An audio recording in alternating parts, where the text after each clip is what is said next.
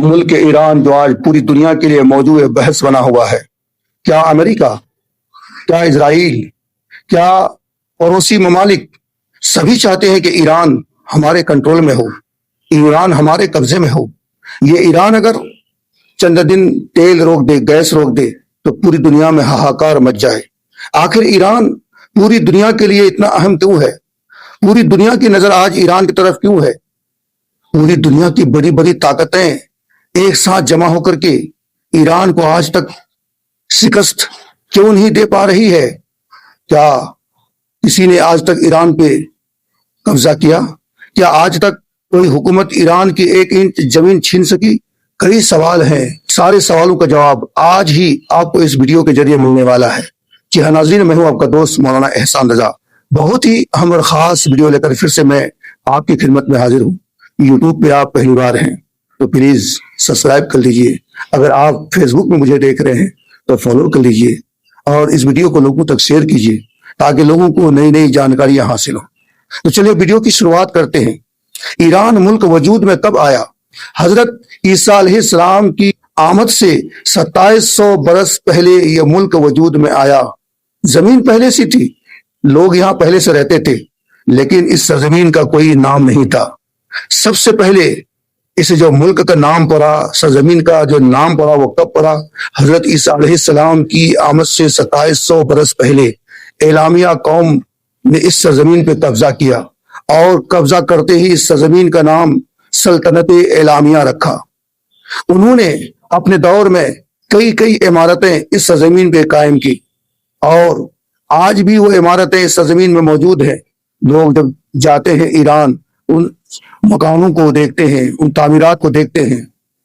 फिर ये हुकूमत 539 साल कबल मसीह तक कायम रही। फिर साइरस आजम ने इस सरजमीन की तरफ रुख किया। साइरस आजम ने एलामिया कौम को शिकस्त दी, एलामिया बादशाह को शिकस्त हुई और साइरस आजम ने इस मुल्क का नाम मुल्क फारस रखा। उस वक्त मुल्क फारस जो कहा जाता था, इराक का भी कुछ हिस्सा शामिल था, साथ ही अफगानिस्तान का भी कुछ इलाका इसमें शामिल था।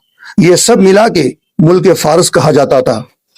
ये फारस का जो बादशाह साइरस आजम था, बड़ा रहमदिल था, इंसाफ पसंद था, तमाम मजाहिब के लोगों को दिल से वो कबूल करता था, दिल से मानता था। साइरस आजम के दौर में ईरान बहुत तरक्की कर रहा था। 330 कबल मसीह में सिकंदर आजम ने इस सरजमीन की तरफ रुख किया।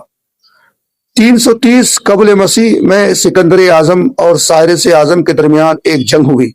साइरस आजम को शिकस्त हुई और सिकंदर आजम ने इस सरजमीन पर कब्जा कर लिया। सिकंदर आजम के वरसा, इनके खुलफा, इनके चेले ने इस सरजमीन पे एक नई हुकूमत कायम की और उस हुकूमत का नाम रखा यूनानी हुकूमत। ये यूनानी हुकूमत 7वीं सदी ईस्वी तक कायम रही और इस दरमियान कई बादशाह आए, अच्छे भी आए, बुरे भी आए।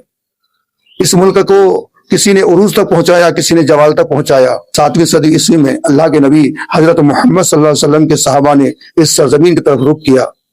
फिर ये सरजमीन मुसलमानों के कब्जे में आई। मुसलमानों ने इस सरजमीन को फूलों की तरह सजाया। यहाँ दीनी मदारिस कायम किए, यहाँ दीनी तालीम फैलने लगी, यहाँ इस्लाम का चर्चा होता रहा और ये इस्लामी हुकूमत 13वीं सदी ईस्वी तक कायम रही। 13वीं सदी ईस्वी तक।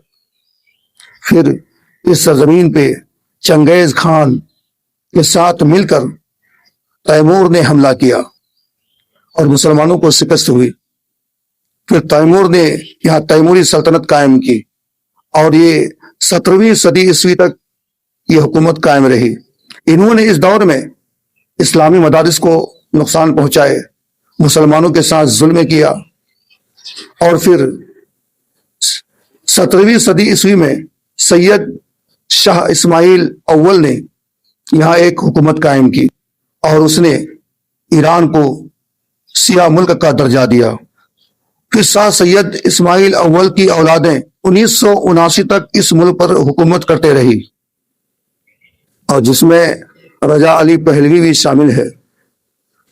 फिर 1979 में सैयद अली खामनेई ने रजा अली पहलवी को बेदखल करके इस मुल्क का बागडोर अपने कंट्रोल में लिया اور اس کا نام رکھا اسلامی جمہوریہ ایران، جو آج تک یہ نام چلا آ رہا ہے۔ پھر سید علی خامنئی کے مارے جانے کے بعد آج اس ملک کا باغڈور مصطفیٰ علی خامنئی کے ہاتھ میں ہے۔ تو ناظرین، اب اس سوال کے جواب کی طرف ہم چلتے ہیں کہ پوری دنیا کی نظر ایران کی طرف کیوں ہے؟ پوری دنیا آج ایران کو اپنے بس میں، اپنے کنٹرول میں کرنا کیوں چاہتی ہے؟ تو اس کا دو جواب ہے۔ سب سے پہلا جواب یہ کہ یہ ایران ایسی جگہ میں موجود ہے کہ جہاں سے دنیا کے آدھے حصے کا پیٹرول، گیس، ڈیزل گزرتا ہے۔ وہ ایران اگر راستہ روک دے تو پوری دنیا میں ہاہاکار مچ جائے، جو آج ہاہاکار پوری دنیا میں مچی ہوئی ہے۔ دنیا کے لوگ آج پریشان ہیں، سب چاہتے ہیں کہ ایران ہمارے کنٹرول میں ہو۔ اور دوسری وجہ یہ کہ اسی ایران کے بارے میں، ملک فارس کے بارے میں اللہ کے نبی نے فرمایا تھا کہ یہاں سے ایک فوج نکلے گی جو پوری دنیا کو فتح کرے گی۔ اس لیے آج دنیا حیران ہے، کہیں یہ وہی فوج تو نہیں ہے، کہیں یہ وہی قوم تو نہیں ہے جو پوری دنیا پہ آج قبضہ کرنے کا ارادہ رکھتی ہے، قبضہ کرنا چاہتی ہے۔ تو ناظرین، ویڈیو کیسی لگی بتائیے گا ضرور۔ اگر صحیح لگی ہے، ٹھیک لگی ہے تو لوگوں تک شیئر کیجیے گا۔ دیجیے اپنے دوست مولانا احسان کو اجازت۔ السلام علیکم۔